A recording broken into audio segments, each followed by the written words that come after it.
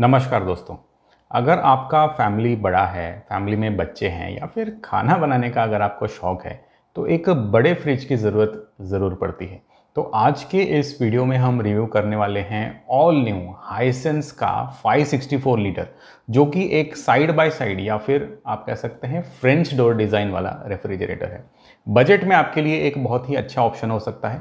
और ये जो रिव्यू है गाइज़, ये मैं 6 महीने फ्रिज यूज़ करने के बाद में बना रहा हूँ। तो काफ़ी डिटेल में मैं आपको इस फ्रिज के प्रोज एंड कॉन्स बताने वाला हूं, तो वीडियो जो है पूरा ध्यान से ज़रूर देखिएगा। आइए स्टार्ट करते हैं आज का वीडियो।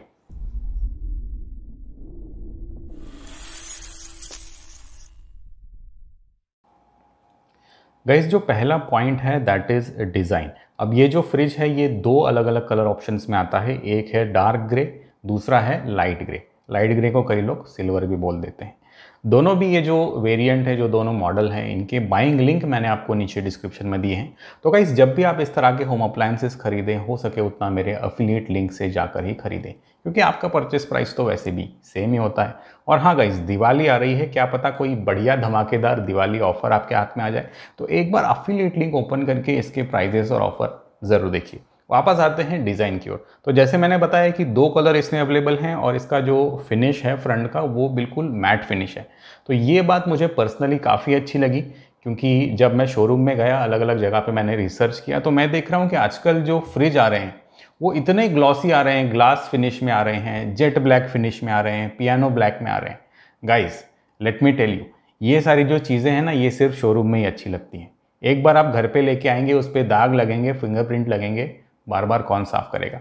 तो मैट फिनिश वाला यहाँ पे जो है कंप्लीट लुक बना हुआ है। लुक एकदम क्लीन है। फ्रंट के अंदर आपको एक वाटर डिस्पेंसर मिलता है। वाटर डिस्पेंसर के ऊपर हम बाद में डिटेल में बात करते हैं। फिलहाल देख लेते हैं लुक। तो जैसे कि मैंने बताया कि क्लीन लुक है। आगे आपको कोई भी तरह का डिजिटल डिस्प्ले नहीं मिलता है। तो इसके जो सारे कंट्रोल्स हैं वो कंट्रोल फ्रिज के अंदर मिलते हैं। कंट्रोल सारे मौजूद है, टेम्परेचर आप कर सकते हो, लेकिन वो बाहर डिजिटल डिस्प्ले के ऊपर नहीं है।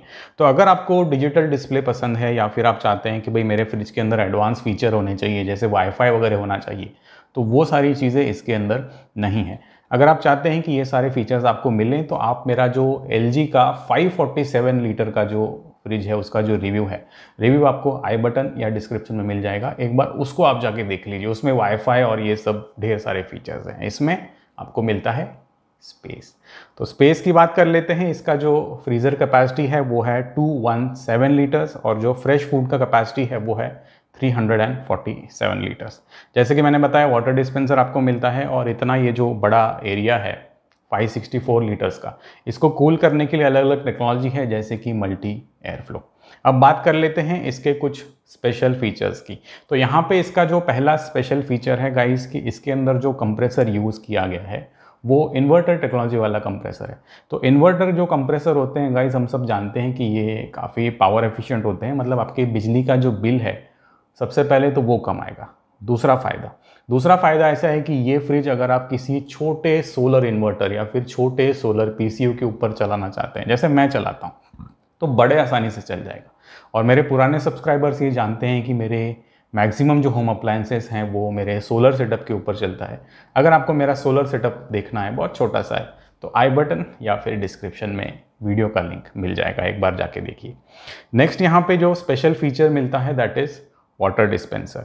अब गर्मी के दिनों में ठंडा ठंडा पानी किससे पसंद नहीं। तो ये एक बहुत ही अच्छा फीचर है, बहुत ही बेसिक फीचर है, और ये फीचर मुझे बहुत पसंद आया। क्यों?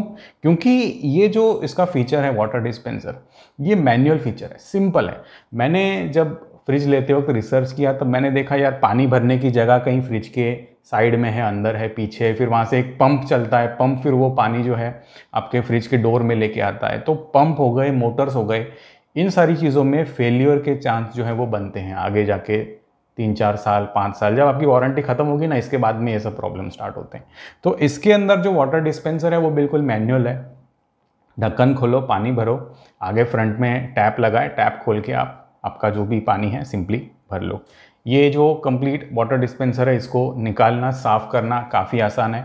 और अगर आपको ये वाटर डिस्पेंसर नहीं चाहिए तो आप इसको कम्प्लीटली निकाल के बाजू में रख सकते हैं। मतलब आपके जो फ्रिज है उसके डोर में आप स्पेस बढ़ा सकते हैं। फॉर एग्जांपल टॉल बॉटल्स आपको रखने हैं तो ये डिस्पेंसर आप डायरेक्टली निकाल के रख सकते हैं अगर आपको ये फीचर यूज़ नहीं करना है तो।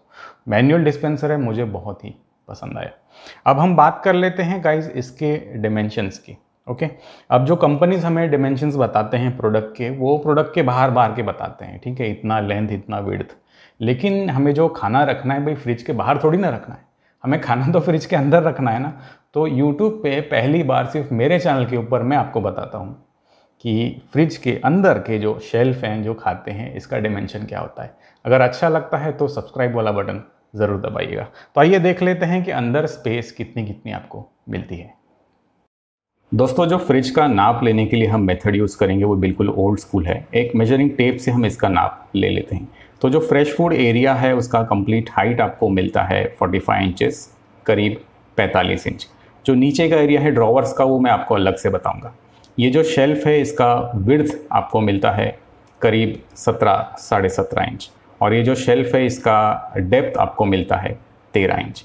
नीचे के शेल्फ थोड़े बड़े हैं क्योंकि इसके नीचे वेजी ड्रॉवर्स हैं, तो ये 17 इंच का मिलता है। आइए वेजी ड्रॉवर्स हम देख लेते हैं। तो वेजी ड्रॉवर का डेप्थ 16 इंच, इसकी जो विड्थ आपको मिलती है वही 16 इंच, और ड्रॉवर की जो हाइट मिलती है वो 7 साढ़े 7 इंच के आसपास मिलती है। जो नीचे का ड्रॉवर है वो काफ़ी छोटा है क्योंकि इसके पीछे कंप्रेसर होता है। तो इसकी यहाँ पे आप डेप्थ देख लीजिए, करीब 9 इंच का है ये। विड्थ के अंदर सेम रहेगा, डेप्थ के अंदर सेम रहेगा। और इसका जो डोर है उसमें आपको कई सारे छोटे छोटे खाते मिलते हैं। तो आप देख लीजिए इसका विड्थ करीब 16 इंच का विड्थ है। तो इसके अंदर आपके जो बड़े कोक बॉटल्स हैं आसानी से आ जाएंगे। 5 इंच की डेप्थ है और हाइट करीब 3.5 4 इंच की है। कंफर्टेबली बॉटल्स आ जाते हैं। लगभग सभी इसके जो खाते हैं वही साइज़ के हैं। वाटर डिस्पेंसर की कैपेसिटी है 3.5 लीटर। आइए इसके फ्रीज़र एरिया के ऊपर एक नज़र घुमाते हैं। तो इसकी जो हाइट है वो तो सेम रहने वाली है, वही 44-45 इंच की हाइट रहने वाली है। एक बार इसके जो शेल्फ हैं वो देख लेते हैं। तो विड्थ के अंदर 1 फुट की शेल्फ है, डेप्थ के अंदर 10 इंच की है लगभग। नीचे की शेल्फ एज़ यूजुअल बड़ी है थोड़ी सी, और नीचे का जो ड्रॉवर है 1 फीट का है, हाइट के अंदर 7 इंच और विड्थ के अंदर लगभग 10 इंच। मतलब जो इसका फ्रीज़र एरिया है वो थोड़ा सा नैरो है। और इसका जो नीचे का ड्रॉवर है वो फुल साइज़ है, बड़ा मिलता है। तो 9 इंच डेप्थ वाला है और वही 10 साढ़े 10 इंच विड्थ और 7 इंच इसकी हाइट। तो फ्रेश फूड एरिया के कंपैरिजन में ये एरिया इसका छोटा है नेचुरली। और वेजी ड्रॉवर के ऊपर का शेल्फ देख लीजिए 14 इंच का है। और यहाँ पे भी डोर में कई सारे आपको शेल्फ मिलते हैं, खाते मिलते हैं। ये सारी चीज़ें आप थोड़ा सा वीडियो को पॉज करके देख सकते हैं, या फिर यूट्यूब के अंदर एक ऑप्शन होता है that is known as playback speed. तो प्लेबैक स्पीड कम करके आप थोड़ा स्लो मोशन में भी जाके देख सकते हैं। इसका जो आइस बॉक्स है वो एक सेपरेट डिब्बा है, तो इसको भी हम चेक कर लेते हैं। 7 इंच बाय लगभग 8 इंच और हाइट के अंदर है लगभग 6 साढ़े 6 इंच। यहाँ पे आपको आइस जमा करने के लिए ट्रे मिलता है, और ये जो दोनों भी ट्रेज हैं रोटेट करके आप इसमें से आइस निकाल सकते हैं। निकालना ईजी है। तो ट्रे की डेप्थ आपको मिलती है 7 इंच और दोनों मिला के विड्थ मिलती है करीब 5 इंच। गाइज अभी बात कर लेते हैं कंक्लूजन की। तो कंक्लूजन में मैं यही कहूँगा कि अगर आपको कम बजट के अंदर एक बेसिक और सॉलिड फ्रिज चाहिए तो ये हाइसेंस का 564 लीटर एक बहुत ही अच्छा ऑप्शन हो सकता है आपके लिए। अगर आपकी 5-6 लोगों की फैमिली है, 1-2 बच्चे हैं, कुकिंग का शौक है, तरह तरह की चीज़ें बना के अगर आप फ्रिज में स्टोर करते हैं, स्पेस भरपूर है, कूलिंग परफॉर्मेंस अच्छा है, कूलिंग में मुझे कोई भी तरह की कंप्लेंट जो है वो नहीं मिली।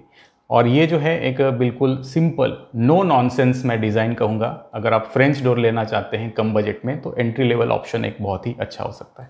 गाइज अगर ये बड़ा फ्रिज देख के आपके मन में कहीं ना कहीं चिंता आ रही है, कभी बड़े फ्रिज का पावर कंजम्पशन ज़्यादा होता है, इसकी बिजली का खर्च हमें ज़्यादा होता है, तो चिंता मत कीजिए। यहाँ पे जो है आपके सामने एक कार्ड आएगा।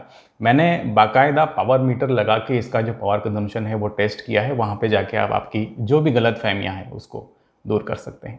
आज के वीडियो में इतना ही guys. Take care and have a nice day.